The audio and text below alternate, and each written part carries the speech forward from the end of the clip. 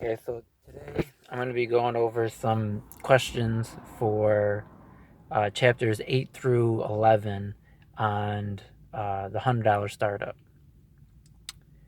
Right. So first question to describe launch.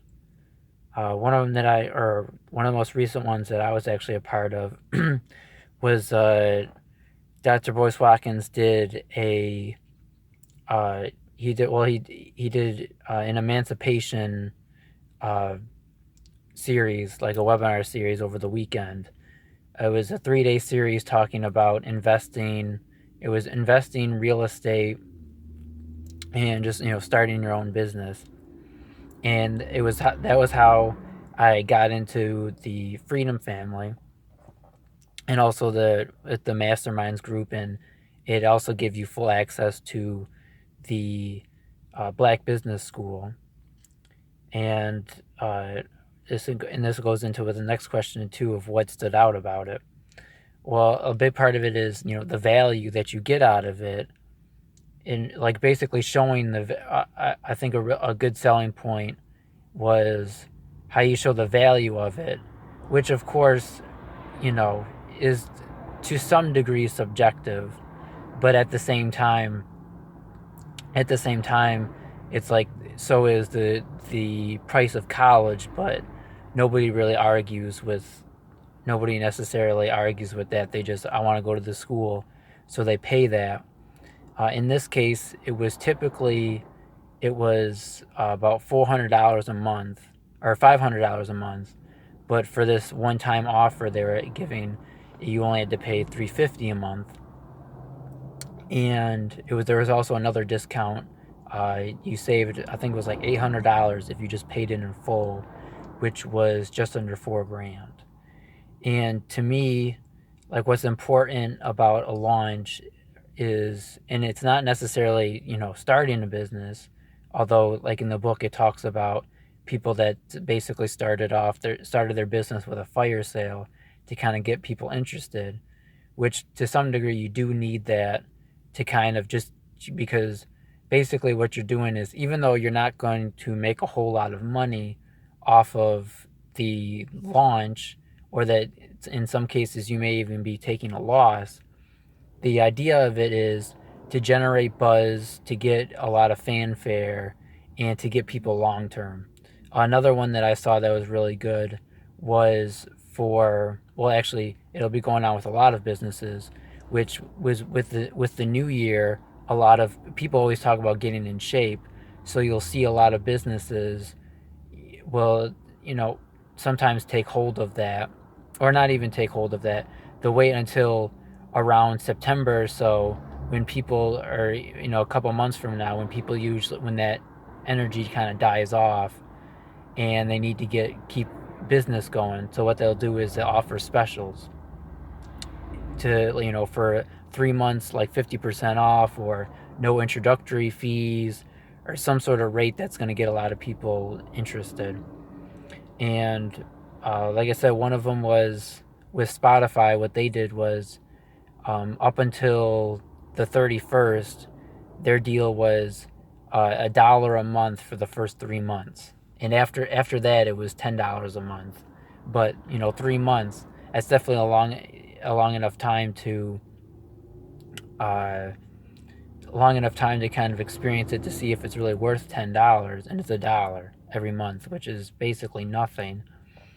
And so again, you're not going to make a whole lot of money off that, but again, you're thinking about long term, and you kind of have to, as far as whatever your cost is of offering that, you have to kind of crunch the numbers and think long term. Okay, so if we offer this deal, what's our conversion rate going to be? We're probably going to get you like a couple 100,000, maybe in the millions of people signing up for this, but how many do we have to keep on for how long for this to be a success? And again, Boyce Watkins does this too with the Black Business School, which is he gives you the first month free to see if it's, which is definitely a long enough time to see if whatever's being offered, if it's good enough for you, if it's worth the money that they're charging. Because it may seem like a lot, But then if you, like I said, you try it out, all of a sudden the $80 a month, for the information that you're getting, it becomes worth it. Next one was what for this is for chapter 9. How do you refer to yourself? It was a Charlotte, which was all talk and no work, a hustler, which was both talking and working. I can't remember what the next one was, but of course it was a martyr, which was barely any talk and all work. And I would put myself as a hustler, but telescoping towards the work side. I'm definitely a lot more talk than I am work. However, I wouldn't say that I'm no work either. Why is it important? The importance, and then the next one is the importance of building trust. So that's important. I think that's one of the biggest bases for a business, because once you're able to get that trust, when you come out with products, it becomes easier. For instance, the importance of giving some of it away for free, which again, Boyce does this as well by basically he posts like almost every day, sometimes multiple times a day, giving information for free. And because you have that, and then he posts articles and this and that and all this other stuff that you see, and maybe like paying $10 or so for a book. He gives so much information that's either free or affordable, that you're able to get a good idea of, you're able to build that trust to say, like, this guy knows what he's talking about and he's worth listening to. So that once you do roll out a product, even if it's expensive, of course you're always going to have people complaining that it's too much, or that you should offer it so everybody can buy it, or this way or that way.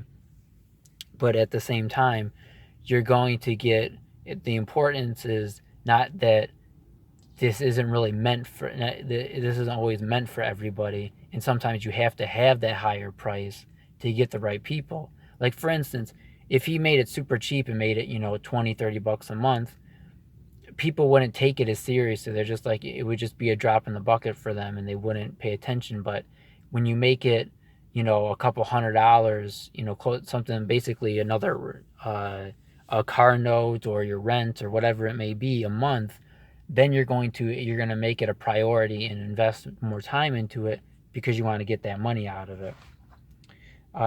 Next, chapter 10, where would you rank your startup cost?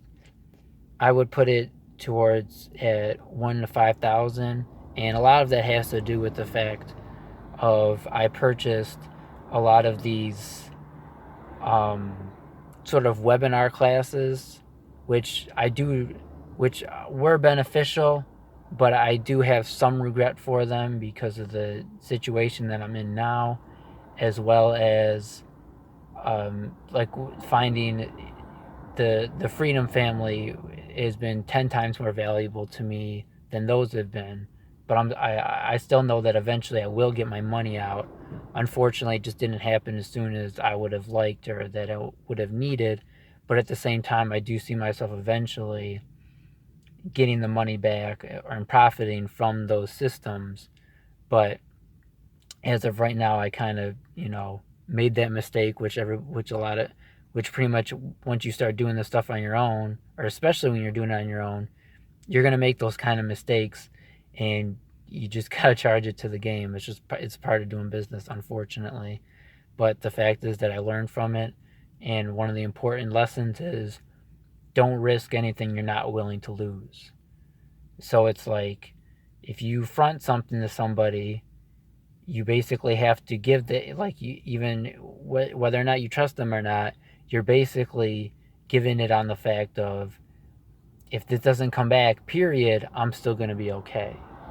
And a lot of people sometimes, that's where you get into gambling, where some people gamble and it doesn't flip out the way that it's supposed to, which, that's kind of what I caught myself into. Next one is how to raise money. There was somebody that I thought was really interesting, was getting a car loan, and especially because I had actually received some stuff from credit card companies saying you've been pre-approved for a car loan. So I thought, hey, maybe I can use this and kind of help myself out. But of course, either they're just smart enough to begin with, or this was in the that this was a while ago, and that they had a lot of companies had a lot of problems with it, because when I tried to go through it with Capital One, they were making sure that this was going towards a car. They wanted the stuff from the dealership and your quotes and all this other stuff before they were going to give the money directly to the dealership as opposed to giving it to you. And another one, of course, is there's a whole bunch of sites now that are crowdfunding, GoFundMe, Kickstarter, Indiegogo, all types of stuff that you can use to raise money. And of course, there's always try to get bank loans or credit cards and stuff like that. But if your credit is shot or you don't have any credit, that can be kind of hard to get a hold of. And then chapter 11, how do you going from a service to a product. So, and this also ties into a little bit with another question, which is vertical expansion or vertical versus horizontal expansion. So service to a product, an easy example of that would be stuff like Google or Apple. I guess they're kind of prime examples of that, which is you got Google, which was a service, a search engine, and now they have products. So you can buy phones they have phones, they have the email and all those types of apps, and now they're starting to get into driverless cars. And then on the opposite side, as far as the top people in the tech industry, then you have Apple, which was simply a computer company, and then they got into iPhones and everything, iPads, iWatch, and I believe they're also getting into the the AI and all these other technologies, because that's the next step in working on that. And also other services such as helping you, like with Google, add promotions. And then with Apple, they offer a lot of services, like the Genius Center that they have at their stores, of offering classes to learn how to use their stuff and how to get better at it. And any sort, or I'm sure they have some sort of level of consulting for tech businesses as well. Oh, and then of course, iTunes and Apple Music and their streaming services, and basically, basically the same level that Facebook does, which is getting their hands into every aspect of the tech industry that pops up, even if they're not the first ones, because they have so much capital and so much resources.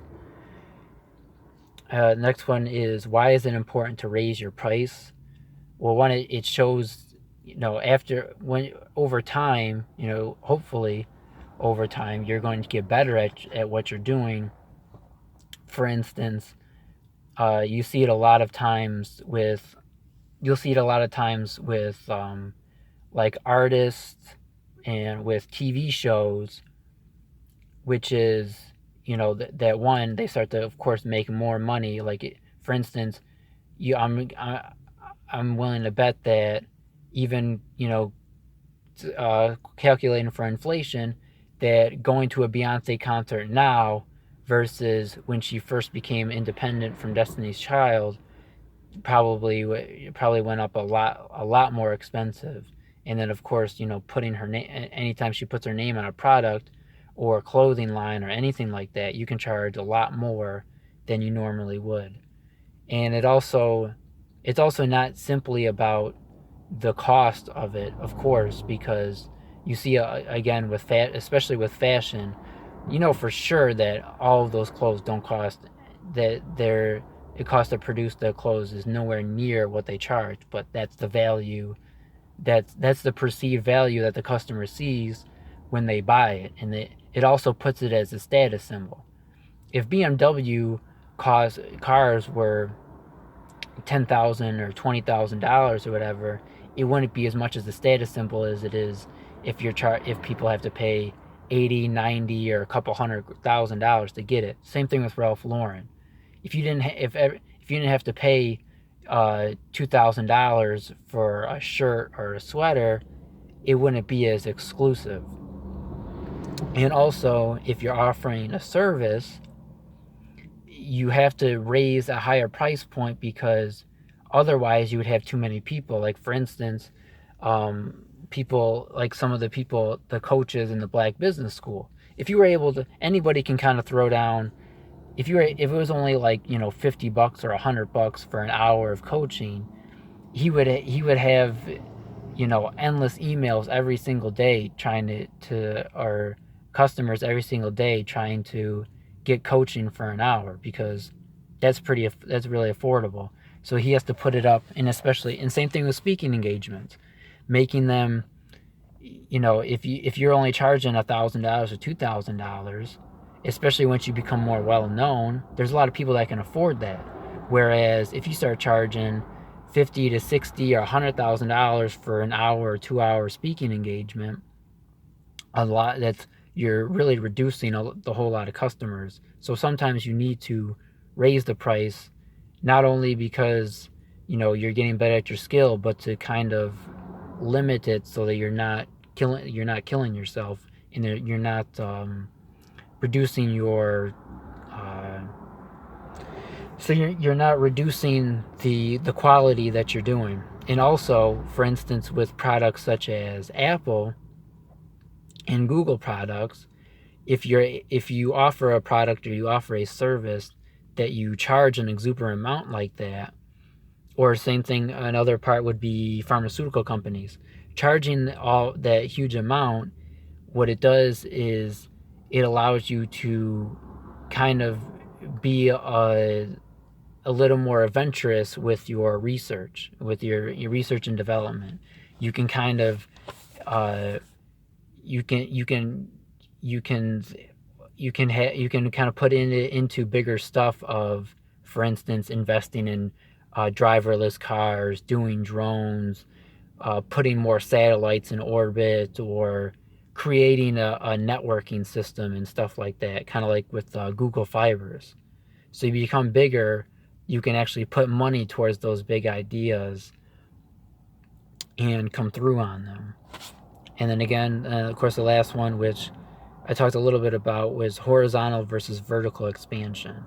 Another I talked about Google and Apple. Another one would be Tariq Nasheed, which with vertical expansion. So he started writing books and giving lectures and stuff like that, and then he expanded to, he got being able to reach further, basically in the knowledge business or teaching business, which is going from, like I said, writing books, and all of a sudden now he's doing movie productions and then commercials, and then from that, keep flipping that money. All of a sudden, then he can be an entertainment create himself into being an entertainment mogul, and start investing. And he can start taking his profits and flipping it and creating his own film production, and then creating distribution, and just basically moving up the scale as far as entertainment. And then maybe 5 to 10 years down the line, he can actually have not only have an online online following, but he can also have his own, possibly get a cable network, or sort of like a Netflix or some sort of service, whether it be online, on cable, or both, and just really building his brand to being as big as a Viacom. And that kind of goes into finding what you're good at, and then hustling and flipping, and that's really how you get to be like a Warren Buffett. That's how you get to be a Mark Zuckerberg, well, maybe not necessarily Mark Zuckerberg, because with the tech industry, it's they kind of speculate a lot more with the value, and it can be sometimes be overpriced. But it's all about just finding what that niche, finding what you're good at, and then taking your profits and always flipping them into the next product, so you can make yourself self sufficient. And then because you might not, it may be a while before you pay yourself, but like I said, as long as you keep going and you stay invested and you don't get off track with the flash, you're gonna do well. So I hope that was helpful, and I'm gonna try to keep posting every single day. So peace.